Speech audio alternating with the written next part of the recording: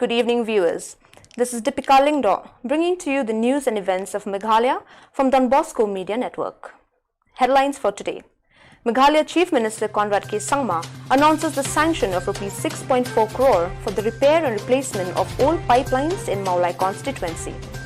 International Literacy Day celebrated across the globe.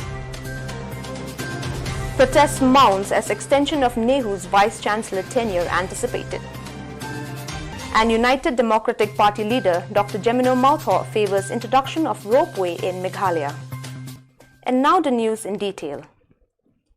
Meghalaya Chief Minister Conrad K. Sangma today announced the sanction of Rs 6.4 crore for the repair and replacement of old pipelines and feeder lines in Meghalaya constituency. The funding for the first phase of work is being met through the ATL Mission for Rejuvenation and Urban Transformation, AMRUT, a centrally sponsored scheme for urban development.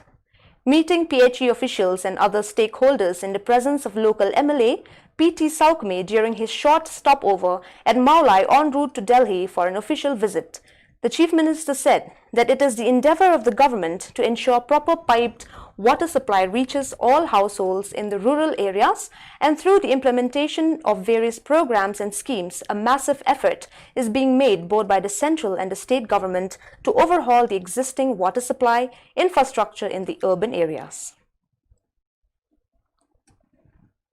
Today, the 8th of September, the Joint Action Committee comprising faculties and staff of the Northeastern Hill University Teachers Association, Non-Teaching Staff Association and NEHUSU, along with the Meghalaya Tribal Teachers Association META, held a silent, peaceful march from the premises of the NEHU Library to the administrative building to protest against any proposed or intended extension of the tenure of the present Vice-Chancellor of NEHU. Citing lack of performance and progress in academic and administrative matters, misuse of power and position to further personal agenda, and failure to fill existing vacancies during his tenure. While the present VC is supposed to retire on the 23rd of September, the JAC, already anticipating an extension, has voiced its demand that his tenure should not be extended even by a day. Today, the Joint Action Committee, that is NEHU Teachers Association, Non-Teaching Staff Association, and NEHU Student Union, have gathered here in a peaceful, democratic, silent manner to show our protest, silent protest in a democratic manner, that we do not want even a single day extension for this Vice-Chancellor. Because of his poor performance, our university has gone down to the lowest level ever in NEHU history, from 15 position to 74 position, 59 position, 49 position, like that, by different ranking framework, by applying different parameters. If his tenure is extended, we, the Teachers Association, along with Non-Teaching Staff Association and the students' body, we are not going to allow him. Democratically, peacefully, we will make sure that he does not continue, because for his continuance means further destruction and further damage to our university, and ultimately the people of Meghalaya will be the greater loser. Even while removing, he has not followed any statutes or ordinance. He has violated all statutes, and so he does not deserve to be a Vice Chancellor. Because anybody in power, it's very unfortunate when one misuses that power, and it is a shame on one of the oldest university in the Northeast to be condemned in this manner. And in not just one or two cases, there are so many. There are people who are, suddenly there is an upsurge of court cases from NEHU teachers, from NEHU employees. Why is this happening? Because it is just a mismanagement and arbitrary approach to everything. Because problems are always there. We are also administrators. We face many problems with students, but we try to solve them. And solving them happens only when there is dialogue. But if the administrators don't want to have any dialogue, they want to create their own methods of groups, and only with those they demonstrate or they follow rules which are not even applicable to us. It is nothing but a violation of your church, misuse of your church. So this demonstration is towards not allowing him to stay even a day longer once his term is over. We appeal to the EGC, we appeal to MHRD, because we have also complained to in many quarters, because it's an injustice done to me. At the individual level, I have complained to the PMO, I have complained to MHRD, I have even filed RTI, I have complained to Women's Commission. I have not left any quarter. The only thing probably left is human rights and maybe my Fulbright, because I am a Fulbright scholar. I am a Fulbright alumni. And having been a Fulbright, we are Indian ambassadors abroad. We have learned the responsibility of representing our country, and we will never misuse our power. So it is really demeaning to have that the VC has removed me, not taking into consideration that I don't have a single black mark in all these 26 years of my career in two central universities, Assam University and Northeastern Hill University. So I feel that there's nothing left for me. I have fought everywhere, and I think that as an administrator, he does not deserve to be a vice chancellor. And so my appeal to MHRD and to all is that all concerned that he should not be even a single day extension. This is so the whole Nehita is fighting for that. Okay. Yeah, basically we are fighting against the extension of this Vice Chancellor, Professor S.K. Srivastava, in whichever, because we don't want him to extend his tenure even by a day. So that was the stand of META. And as META, Meghalaya Tribal Teachers Association, we took part and participated with the JAG and fully supported them, which comprises of the Nehu Teachers Association, the Nehu Non-Teaching Association, and the Nehu Student Union. Professor S.K. Srivastava should leave and hand over the charge to the senior most professor. Of course, the whole idea that why such an unceremonious exit that we are demanding is simply because he didn't perform. And that's, as you can see here, one of the placards says he's a non-performer Vice Chancellor. He has not done anything for the last 5 years, and that's how we are sliding on all fronts in the university, simply because he has not taken any initiative as far as the academic upliftment is concerned. Instead, he tried to manipulate all sort of rules that we have, break all sort of ordinance that we have in Nehu that is supposed to be adhered to at all point of time. And in doing so, he tried to manipulate by changing the rules the way he wanted it and tried to bulldoze things through it. And then appointments of heads and deans. Not only that, because most of the time, except during this lockdown period, probably this is the longest stretch where he has been in station for probably 3 months or so. Otherwise, since beginning, he has never been here at a stretch. The reason, of course, best known to him, and all sort of RTI, as you can see the placard that says, when we file RTI to ask where does he go, on what kind of agenda he have outside the university, because we understand that as Vice Chancellor he is supposed to take care of the university and make sure that the upliftment of the university takes place. But because he was absent from the station, he could not initiate anything, and it's all in patches, here and there, and a piecemeal kind of solution, which doesn't help for the upliftment of the university.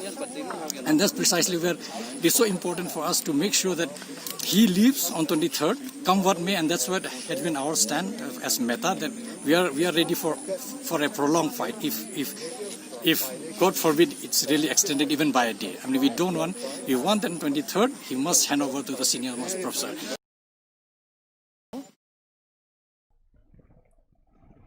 The International Literacy Day is observed everywhere on September 8th to raise awareness and concern for literacy problems that exist within the local community as well as globally. It also highlights the importance of literacy to individuals, communities, and societies. This year, the theme is Literacy Teaching and Learning in COVID-19 Crisis and Beyond. As per UNESCO, 773 million adults and young people still lack basic literacy skills. The current COVID-19 crisis has disrupted education, affecting millions of youth and adult students as well. As teachers, the 8th of September was declared as International Literacy Day by UNESCO on 26 October 1966 at the 14th session of UNESCO's General Conference. Meghalaya government intends to further improve the healthcare system in the state. Health Minister A.L. Hek has informed that the state government is working to strengthen the healthcare system in Meghalaya. After the meeting with all deputy commissioners and district medical health officers via video conferencing, he said that all deputy commissioners of the 11 districts will be chairpersons in their respective districts to work out the modalities to upgrade all existing PHCs and CHCs, including dispensaries. He added that the state government has sanctioned 75 crore rupees to upgrade the existing infrastructure and strengthen the healthcare system. Further, he said that strong coordination is needed with all stakeholders and the work will be executed on a priority basis. The leader of United Democratic Party, UDP leader Jemino Mautho, is in sync with Meghalaya government's idea to have a ropeway around in order to boost tourism in the state. Speaking to the media, Dr. Mautho said, the introduction of ropeway will attract the visits of large number of tourists in the state. He said having ropeways in the state is ideal as the state is blessed with natural scenic beauty. Dr. Mautho also said that the advent of ropeway in the state will drastically improve the economy of the people in the state. We have a very vast potential here.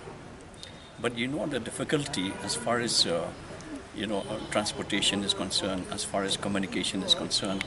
So one of the ways, to attract people from outside also, if we have these ropeways in some parts of the state of Meghalaya, I think it will be very attractive for people coming from outside, and I think it will go a long way, to boost this tourism industry also in the state of Meghalaya. And I still remember, I was still very young at that time, when our legislators like Stanley Nichols Roy and some other legislators, they had gone outside once upon a time, I'm talking about decades altogether, and they were throwing this idea of having these ropeways in different parts of the state of Meghalaya.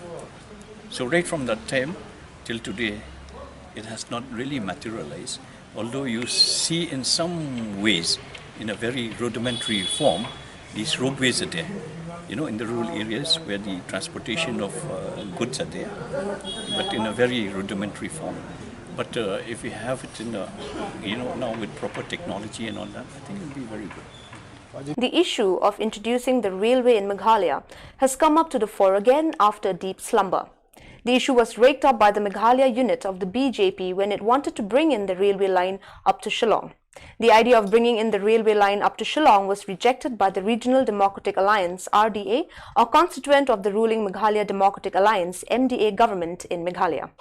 Close on the heel of the proposal of bringing it up to Khanapara, the Hinyotra People's Federation today vehemently opposed the idea of making connecting Meghalaya by railway. The HPF said the government should adopt all the various mechanisms to check influx before thinking of bringing the railway line in Meghalaya. Kami kumju ke sarkar Meghalaya hapo uput usam jong state Meghalaya jongi. Kumbalong menta nadu ke influx mo kumbangilai tip ka entry and exit point. Hakite kipor ngilai long shit reham bantrai tingila hadu menta kampat syam la saiso. Tingas ngo pakani ka jing Martin Luther Christian University today launched a School of Social Work through a virtual ceremony. The school will comprise of 4 departments: Department of Public Health, Department of Family and Child Studies, Department of Community Development, and the Department of Mental Health and Well-being. These departments will offer specialization in public health, family child studies, community development and medical psychiatry in social work to postgraduate students. This also marks the establishment of Yatailang, a center for social research, action and development which has been established to enable the school to conduct research with the aim of contributing to the development of the state and region. One of the first research works of the center will be a project with NESFAS on land and landlessness in Meghalaya and Nagaland. The mortal remains of former Meghalaya Veterinary and Animal Husbandry Director Dr. Jasper Jirwa, a multifaceted personality who passed away on the 5th of this month, was laid to rest at the Presbyterian Cemetery at Wathabru Mission Compound area in Shillong today. Besides being a dedicated government servant, Dr. Lingdaw was an ardent sports lover and church elder of Maukhar Presbyterian Church. He left behind his wife, 2 daughters and grandchildren. A prayer service was organized at his residence at Bishnupur in Shillong before the body was laid to rest. Dr. Jirwa began his career as veterinary doctor and climbed up the ladder to occupy the coveted post of Director of Veterinary and Animal Husbandry Department, Government of Meghalaya. He was known as a man of integrity and earned the respect and love of everyone. He was known for his punctuality and dedication to the work. Dr. Jasper Jirwa brought a complete infrastructural change of the Directorate of Veterinary and Animal Husbandry located at Lomding, Shillong. Dr. Jirwa was sympathetic towards the poor, the needy and the downtrodden and would never refuse to provide employment to those who were in dire need of employment. When he was in service, he would readily give talks through Doordarshan Kendra about the various developments in veterinary and animal husbandry sector. He was friendly to the print and electronic media and known for his generosity to giving equal advertisements to the newspapers and journals. Dr. Jirwa played football for Maukhar Sports Club during his young days as defender. Being passionate about sports, later on he was fully involved to promote Meghalaya Taekwondo Association to attain greater heights. Emulating his father, a devout Christian, Dr. Jirwa dedicated his retired life for the well-being of the faithful of Maukhar Presbyterian Church and became its church elder. Dr. Jesperson Jirwa's demise has left a void to all who have come in contact with him, and his name will be cherished by future generations. Now let us have a glimpse at the COVID update for today.